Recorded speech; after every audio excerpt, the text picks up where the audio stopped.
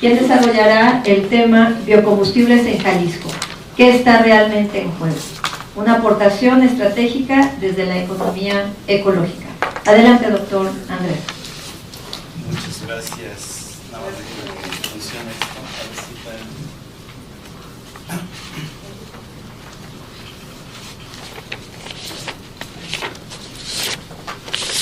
Buenos días y muchas gracias por la invitación. Me da mucho gusto estar aquí.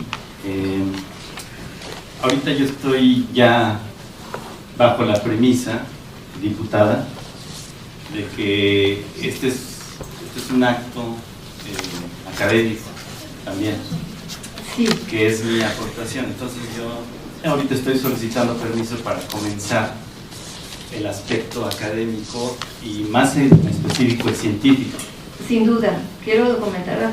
Ajá, entonces bueno, comienzo porque sí, y quiero preguntar cuánto tiempo tenemos. 10 minutos de presentación. ¿Perdón? 10 minutos. Ok, entonces me voy a ir rápido, por favor, va a ser rápido y mejor al final que haya preguntas y todo eso está previsto. Bueno, muy bien.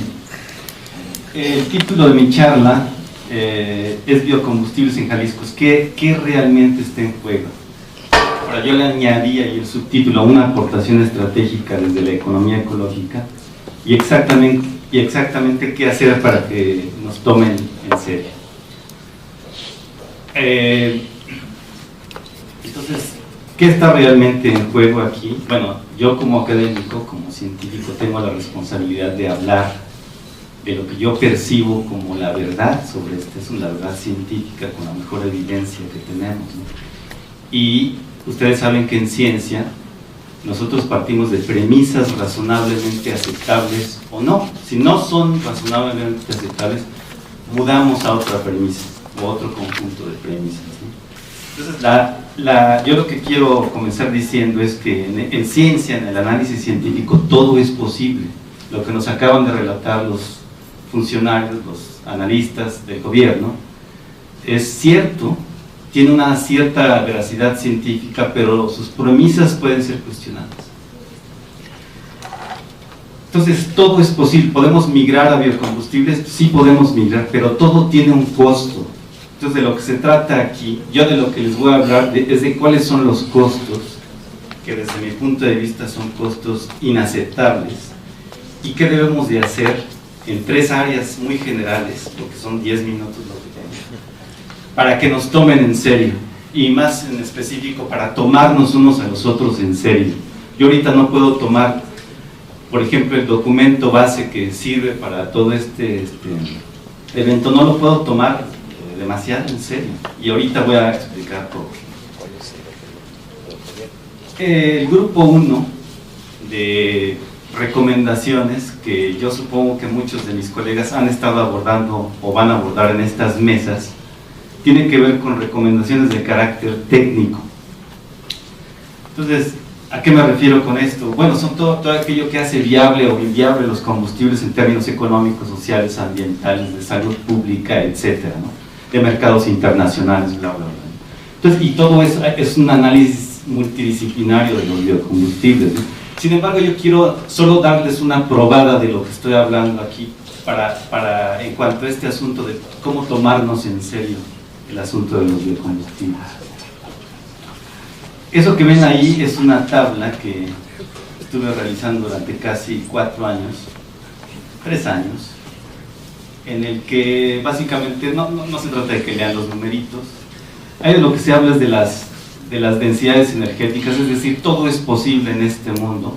Pero lo que quiero hacer énfasis ahorita es que para tener una sociedad como la que tenemos ahorita, necesitamos densidades energéticas por arriba de los 12 kilowatt-hora por kilogramo.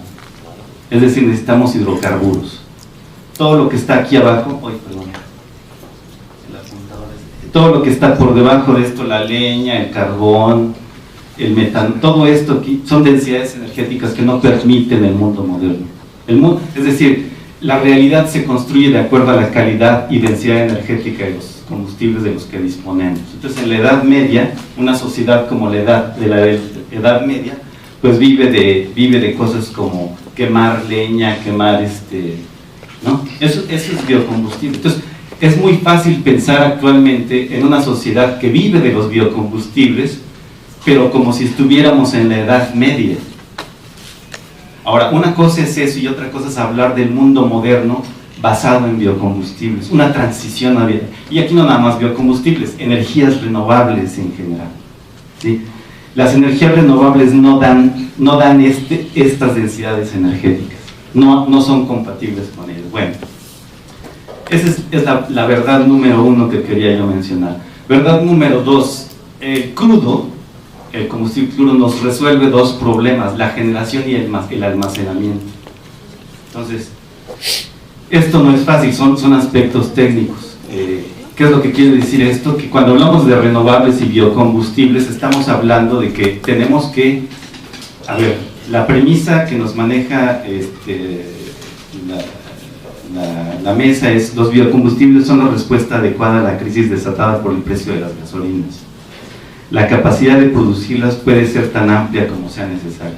Sí, eso es cierto, pero tiene un costo que es inaceptable. ¿Qué es lo que quiero decir con esto? Para el caso específico de México, tendríamos que dejar de producir muchos de los alimentos que producimos. Y actualmente ya tenemos una dependencia alimentaria de entre el 40 y 45%. Es decir, tenemos ya ahorita en este instante, a raíz del Tratado de Libre Comercio, entre otras cosas, que importar entre casi la mitad de los alimentos de los que depende el país. Entonces, es aceptable pensar que vamos a empezar a producir biocombustibles a costa de perder o entregarnos todavía más a los brazos de Estados Unidos en el suministro de alimentos. Ese es un costo aceptable. Es el tipo de preguntas que nos tenemos que hacer. Entonces, ¿es posible tener una migración? Pues sí es posible, pero vas entonces a depender en un grado pues muy peligroso de insumos del exterior en cuanto a alimentos se refiere, ¿no? Entonces, el crudo nos resuelve estos dos problemas. Ahora, quiero mostrarles esta gráfica. Ahí, esto que ven aquí, esta es la proporción de cuánta energía cuesta la energía. Para extraer un barril de petróleo, para extraer 100 barriles de petróleo, necesitábamos un barril de petróleo con el petróleo convencional. Esa es la proporción de 1 a 100, o a veces de 2 a 100. Eso nos costaba en términos de energía. Por eso es muy importante el ángulo de la economía ecológica, porque lo que nos interesa aquí no es el análisis solo económico, sino el análisis biofísico. Entonces, para nosotros obtener todo esto, nosotros invertimos esto en términos energéticos. Ahora, ¿qué es lo que ocurre cuando empezamos a migrar a renovables? Empieza a ocurrir esto. Aquí pues ya es irrisorio, ¿no? Ahí estamos hablando del etanol de maíz. Tiene que ser ampliamente subsidiado. Es absurdo estar pensando en ese tipo de reemplazos, ¿no? Porque lo que nos está diciendo este análisis, y es un análisis veraz, ¿no?, es que tenemos que invertir 80 proporciones de energía para obtener 20. Entonces ya no salen las cuentas a menos de que subsidies las cosas, ¿no? Entonces, bueno, este es el tipo de... Es decir, no se trata, mi plática no es sobre esto. Este es el ámbito que tenemos que analizar. Ajá. Aquí, bueno, antes de pasar al grupo 2 de recomendaciones, mis propias cuestiones, lo que no podemos dejar de decir es que aquí el énfasis debe de ponerse en, al menos yo identifiqué 5 aspectos, ¿no? Legislar todo lo que tiene que ver con la eficiencia energética. Es decir, no puede ya ser una opción de mercado en un escenario de biocombustibles, por ejemplo. Yo no estoy a favor de ese tipo de escenarios porque, repito, nos costaría la entera dependencia alimentaria, pero no puede ser ya una opción de mercado el tener automóviles privados de más de 4 cilindros, por ejemplo, ¿no? Ese tipo de libertades de mercado ya no nos las podríamos dar. De hecho, yo pienso que ya no nos las debemos de dar. Entonces, legislar todo lo que tiene que ver con eficiencia energética, uso energético en bombear agua en grandes edificios, empezar a cuestionar toda esta lógica de redensificar las ciudades y construir todos estos nuevos rascacielos que son unos mamadores de energía brutales, en todos los sentidos, ¿no? Estacionamientos, asfalto, construcción, bombear agua, quién sabe cuántos metros hacia arriba. Es un suicidio eso que estamos haciendo con esa redensificación, porque parte de una premisa equivocada: vamos a tener energía para sostener todos esos armatrostes, ¿no? Entonces, todo lo que ahí sí hay que echarle los kilos, y regionalmente podemos pensar en eso, ¿no? El Estado libre y soberano de Jalisco, ¿no? Aristóteles peleándose con Peña Nieto para la agenda energética de Jalisco. Eso sí es viable. Ajá. Dos, mezcla energética. Tenemos que empezar a pensar en términos de la mezcla energética del Estado, no en términos de si los biocombustibles van a reemplazar a los fósiles, ¿no? No es por ahí la cosa. Tenemos que pensar en distintas comunidades que dependen de distintas mezclas energéticas. Y la mezcla energética del Estado es otra, es la macromezcla energética, ¿no? Entonces tenemos ciertas comunidades que van a tener que depender de caídas de agua, de presiones, de molinos de viento y de biocombustibles, y de burros, y de animales de tiro, y además de algunos motores de combustión interna, y de un enorme ahorro de energía y de cambios radicales en los estilos de vida. Solo para que se den ustedes cuenta un poco qué significa esta transición, esta migración hacia renovables o biocombustibles. Es como si a un pura sangre, ¿a ustedes les gustan los caballos? ¿Sí les gustan los caballos? O mejor pongo el ejemplo del elefante. Es como si a un pura sangre le ponemos un corazón de pollo. ¿Va a poder funcionar el elefante? O sea, eso nos dice esta gráfica. Y la gráfica anterior de las densidades energéticas. Sí puede, pero le va a dar un paro cardíaco que lo va a matar. No es sostenible ese pura sangre con corazón de pollo. Entonces tenemos dos opciones si queremos hacer este tipo de migraciones energéticas: o bien cambiamos de corazón y conseguimos un corazón de pura sangre cual debe, de acuerdo al animal, cosa que va a estar difícil, porque para eso estamos investigando estos temas científicamente. O bien tenemos que cambiar el tamaño del animal, no tenemos de otra. Y entonces, ¿qué significa eso? Cambiar radicalmente los estilos de vida, no permitir ya automóviles de más de 4 cilindros, o incluso pensar en otras alternativas: transporte público, etcétera, etcétera, etcétera, ¿no? Trenes, ¿no?, para mover al país, bla, bla, bla. Es un suicidio todo esto que estamos haciendo. Tercera cuestión: renegociación del Tratado de Libre Comercio. Ahí se los dejo a todos los especialistas. La parte agropecuaria, ¿no? Renegociación de la reforma energética. Vamos a tener que, de lo perdido a lo recuperado.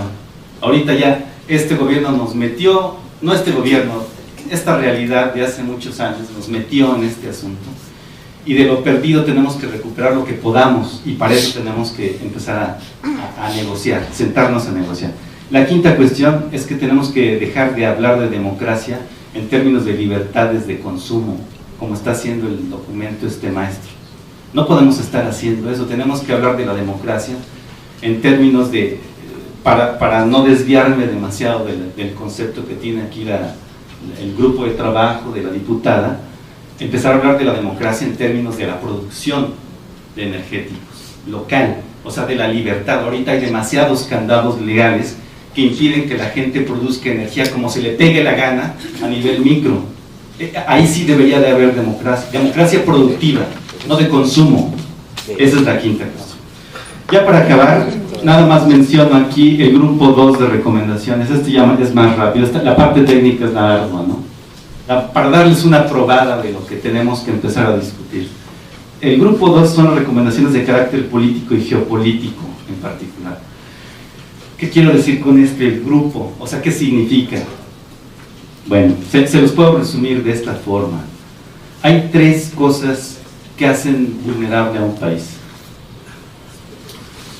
el agua, los energéticos y por último los alimentos. El agua ya está bajo 5 monopolios en este país, y la ley general del agua, o esta ley criminal del agua que le llaman algunos grupos, y yo no tengo motivos para desacreditar esa noción, está poniendo en manos de empresas que hacen un uso no democrático del agua. Bueno, ya nada más faltaban los alimentos. Si yo quisiera hacerle la recomendación a un país de cómo dominar a otro, yo le diría, domina sus energéticos y acaba por el dominio de sus alimentos, ¿no? O sea, hipotéticamente, no estoy diciendo que haya sido la intención, pero si yo quisiera ponerle el último clavo al féretro de México como país soberano, le diría, ve y arma un chanchullo ahí para que empiecen a producir biocombustibles. ¿Para qué? Para que se vuelvan más dependientes de los alimentos que importan.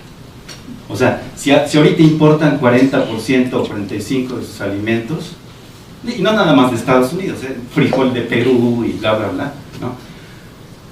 Ponlos a producir biocombustibles y mételes en la cabeza a las regiones, a las entidades federativas, que esa es su punta de lanza, ¿no? Para que se vuelvan el Estado competitivo en este asunto. Y acuérdense que Jalisco es el PIB agropecuario más alto del país. ¿Qué va a pasar con estos biocombustibles? Van a estar en los mercados internacionales, no creen que van a estar en dominio de los mexicanos, porque al entrar en este juego, el precio de los biocombustibles no es de que vayan a estar en las comunidades y eso, no, van a estar generando toda una serie de candados a la sociedad. Entonces ahí sí ya va a ser para abajo este país. Entonces es sumamente peligroso estar hablando de lo que estamos hablando sin tener a personas que cuando menos señalen el hecho. No sé si están de acuerdo conmigo en esto, espero que sí.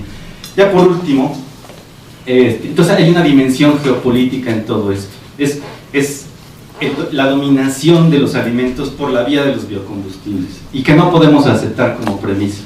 Es decir, está bien como experimento del pensamiento, pero si nos lo tomamos en serio, está del carajo. El grupo 3 de recomendaciones son las recomendaciones sobre las formas de trabajo, o sea, entre nosotros. Y aquí yo quiero recordar a los amables organizadores de este evento que en la universidad nos gusta resolver problemas. Yo soy un investigador independiente, aquí me despidieron de la universidad de aquí de la UDG, pero ese es otro tema. A nosotros no nos gusta resolver problemas técnicos, ¿sí? Pero tenemos una labor más profunda, que es la más esencial, que es definir cuáles son los problemas. Tenemos que definir los problemas de acuerdo a los intereses de la sociedad que nos está pagando un sueldo. ¿Bien?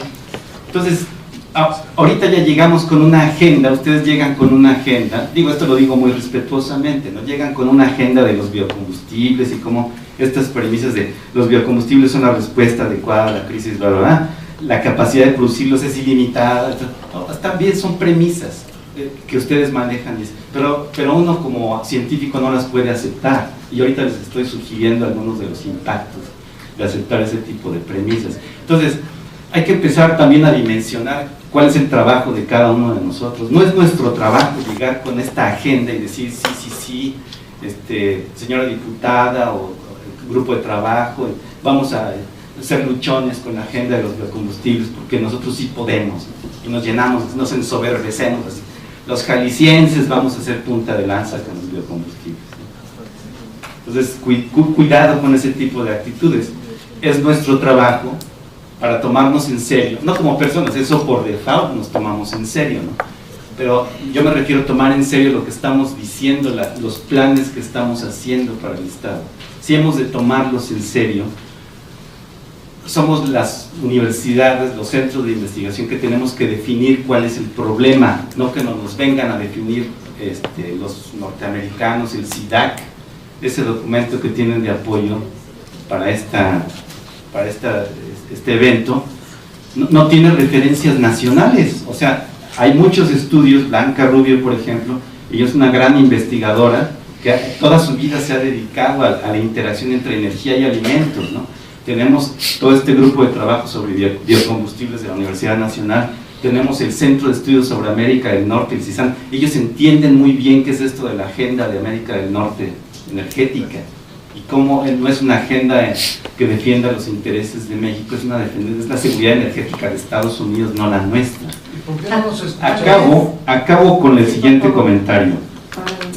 Si nosotros lo que necesitamos es desarrollar capacidades para sentarnos a negociar. Si nosotros queremos hacer eso, necesitamos empezar a generar confianza entre nosotros, y con esto termino, y necesitamos parecer mayores de edad, hablar como mayores de edad, pensar como mayores de edad y plantearnos problemas de mayores de edad. Muchas gracias. Muy bien, muchas gracias. Quiero agradecer la participación tan radical y que también se reconozca que precisamente